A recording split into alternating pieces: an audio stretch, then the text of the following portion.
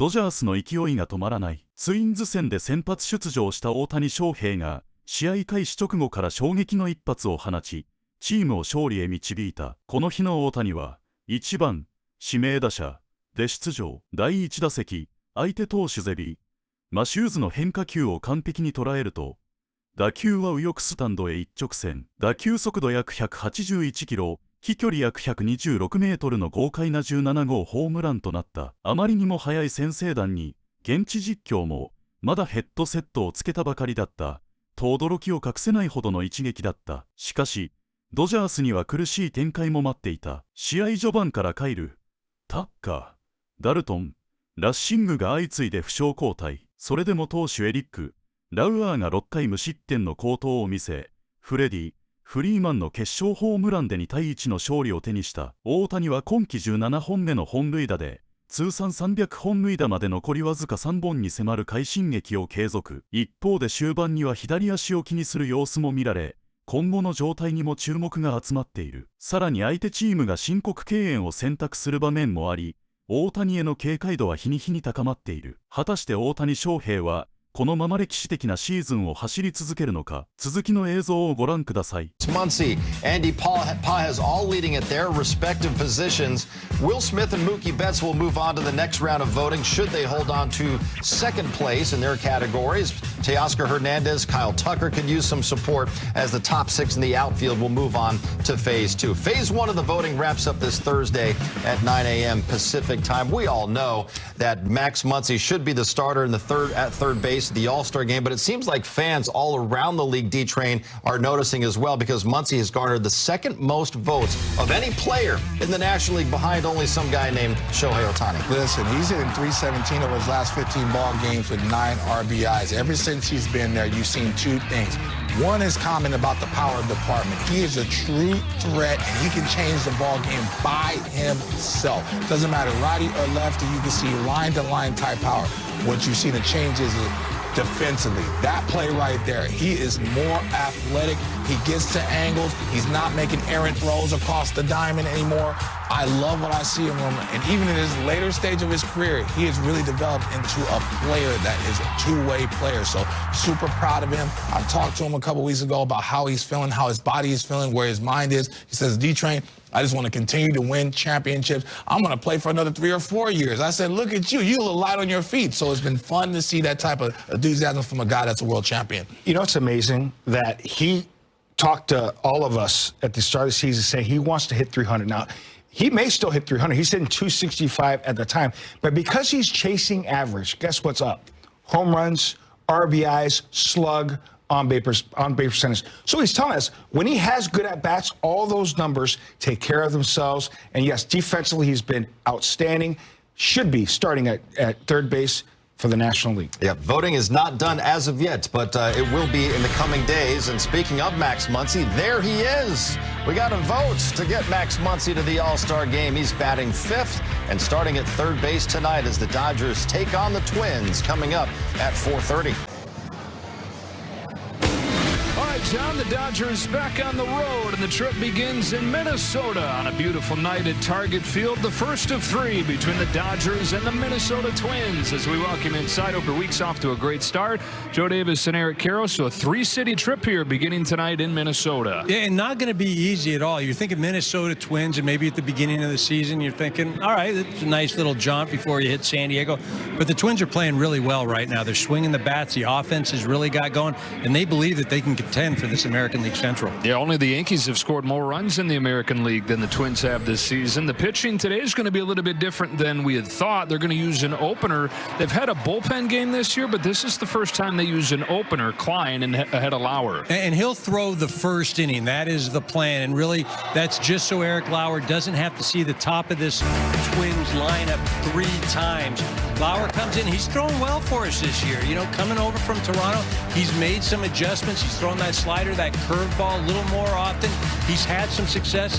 and he's looking to continue to build and get better and better. All right, for more, we go down to Kirsten Watson. Thanks, Joe. Well, last year when Eric Lauer was asked about working behind an opener, he was blunt and he said, "I hate it." But of course, that ended up being a point of contention when it came to his time with the Blue Jays. But coming over to the organization, the Dodgers made it very clear with him. They said there will be times that he will be the starter. There may be other times in which they're going to use an opener in which they'll have him come in behind. But with that, Eric Lauer just said all he wants is clear communication. Mark Pryor and Dave Roberts, they had the conversation with him yesterday after the Orioles game as to what the plan is going to be. That's one inning from Will Klein, and then the rest of the ball game is going to be Eric's. But it really just puts him in a position for them to manipulate the top of the order for the Twins. Now they've got 2 of the 3 guys. 2 of them are lefties, so that should provide an opportunity for Eric to go deeper into the game, guys. All right, Kirsten, the Dodgers coming off back-to-back losses for the first time in more than a month. The offense not good in those 2 games, scored just 3 runs, but you zoom out, big picture, this has still been the best offense in baseball. Well, look, if you take a snapshot of any team during the season, you're going to find periods where, wow, this team looks great, or wow, this team is not too good. Look, I'll take that all day long. You can have a bad week, you can have a bad 2 weeks, but if that's where you rank for the season, #1 in runs, #1 in average, and #1 in OPS, we're not talking about just the city of LA. We're not talking about the West. We're not talking about the National League. We're talking all of Major League Baseball. The whole world. We're a part of it. Here in Minneapolis, Dodgers and Twins to start this road trip. Dodgers trying to keep on rolling against the Twins, who they have beaten 16 of the last 19 times they've faced, and there is a lot of Dodger blue in this ballpark. Tony swatting at some flies there, clearing out the batter's box. Off we go with a fastball downstairs. Ohtani, 40 games into the year, was hitting .230. He's hitting .375 in the month and a half since. And he drills this ball. Goodbye! Bang! To begin this series. Oh, what a shot! And what a start for the Dodgers. 1-0 like that.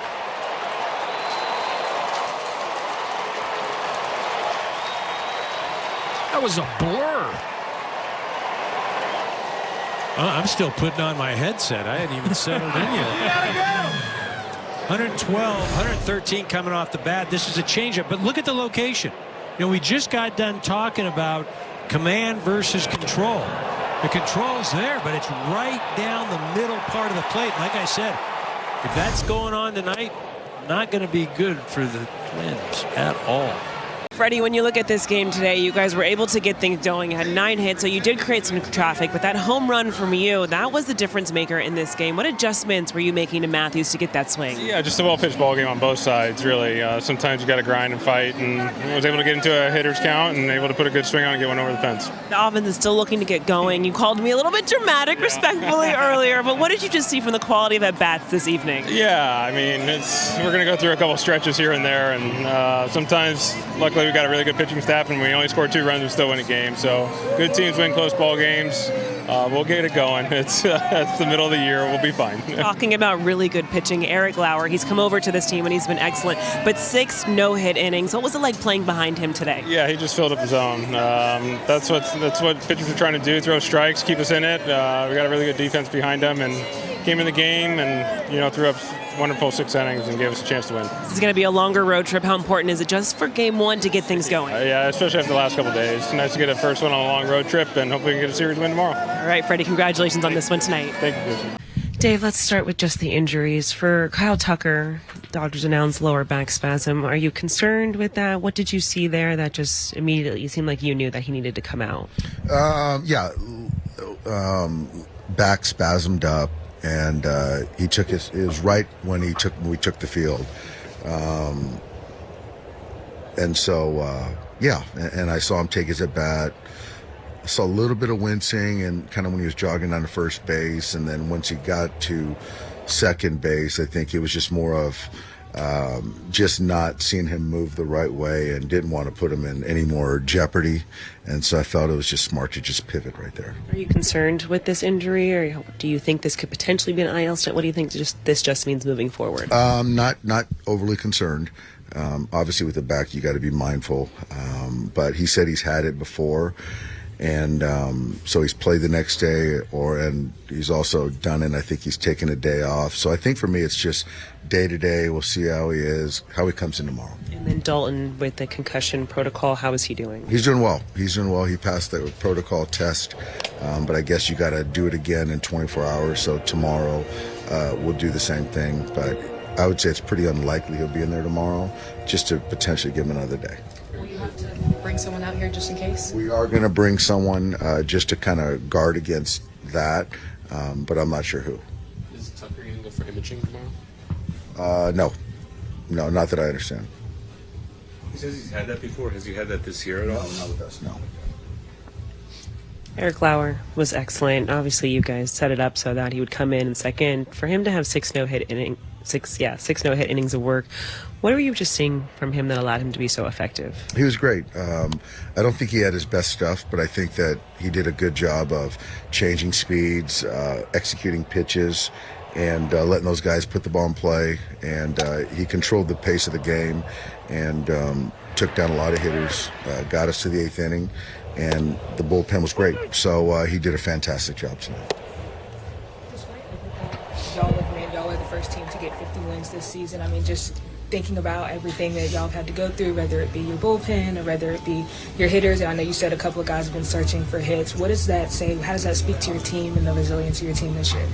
I think that's the word, resilience. And, there's a lot of things that we can't control, health, performance.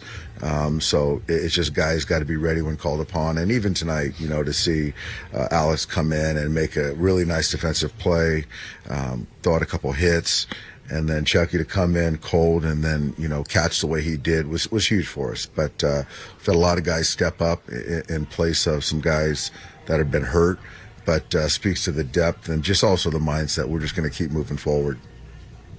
Sorry, back to Dalton for a second. Was it that first foul tip? It was. It squared him up, and he was a little groggy. And so, on the bench talking to the training staff, they just kind of recommended to me that probably best we get him out.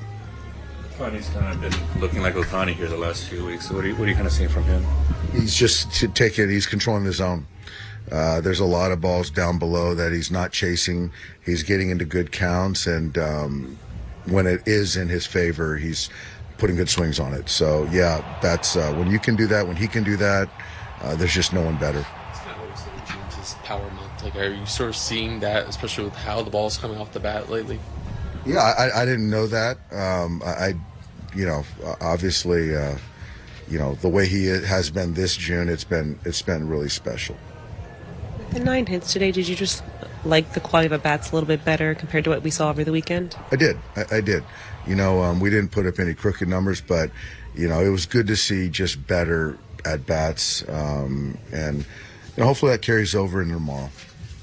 It was a well-pitched ball game. Zebby got one early, but then didn't let it affect him the rest of the night. Yeah, it was a well-played game all around, defensively on both sides. I thought Zebby did a good job. He left the changeup up, to maybe the greatest player of our generation, and he hit a homer, and then, Freddie got a ball.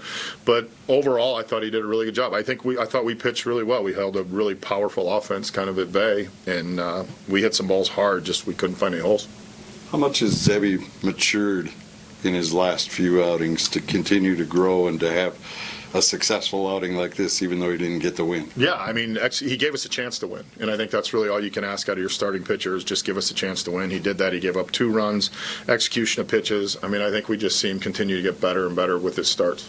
You talk about the defensive play of your team. The double play you turned off Otani is pretty impressive. Yeah, it was a really nice play by Keish. Good job getting to it, good spin. Kreidler made a nice job. To get a guy that runs that well, you have to execute everything perfectly, and we did.